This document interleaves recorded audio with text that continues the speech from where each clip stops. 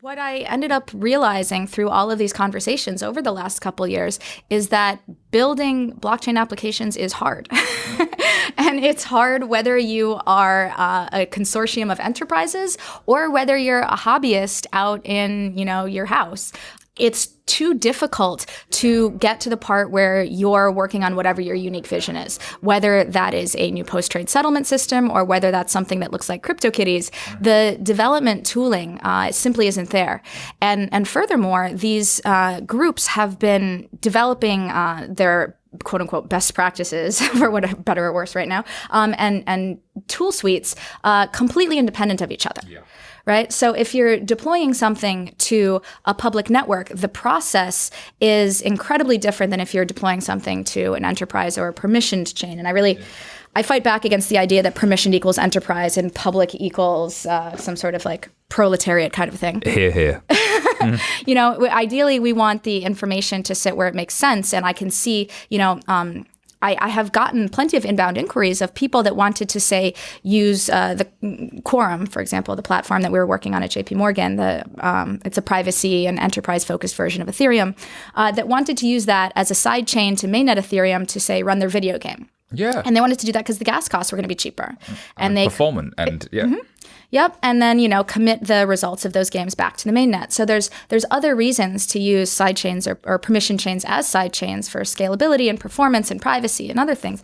And if you start looking at some of the second layer scaling solutions, sharding, Plasma, Raiden, they start to look a little bit like a side chain in some of the instances. So we're gonna naturally have to go there if these things are going to reach scale at some point. We're going to get it's going to be a mixture of things. I still think that there's a use for permissioned networks from simply a security boundary standpoint. Mm-hmm. I think we were just talking on we're about to talk about the EOS news bit, of things that infect a mainnet. And so having networks of networks where you have security boundaries is not necessarily a bad thing. It's an imperfect metaphor, but the VPN and internet, there's value in a VPN, there's value in an intranet. Creating security boundaries and firewalls makes sense for a lot of reasons. It's not the big revolutionary thing, but it by itself can solve a problem. And if it uses the same set of standards and rules as the main internet, you can see how the two would It also allows people to create more kind of fractal governance processes. Ooh, there's a sentence.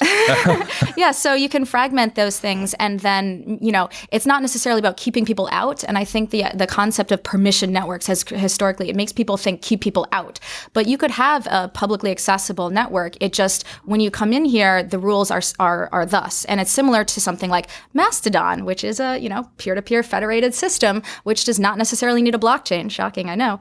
But depending on which Mastodon server you choose, you're abiding by a specific rule set of the keeper of those servers. So I think that this network of networks we're going to get is going to look a lot more complex, but hopefully more functional than what we have now. And you asked me what Clovyr is. Yeah. But it was a great rabbit hole. I enjoyed it anyway. Yeah. Well, there's no way to get there from here right now with the tools that we have. So what we're working on is this developer tooling wherein you can use the exact same unified framework to deploy to a public mainnet as you could to an enterprise sort of consortium.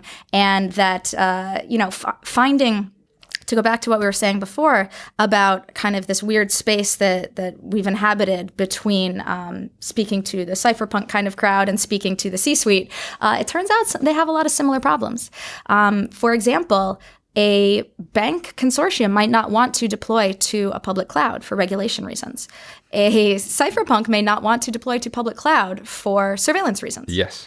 Right. So if you can containerize this kind of process and make things scalable and usable, you can solve both ends of the bell curve in a way that I think they're going to actually knit together over time.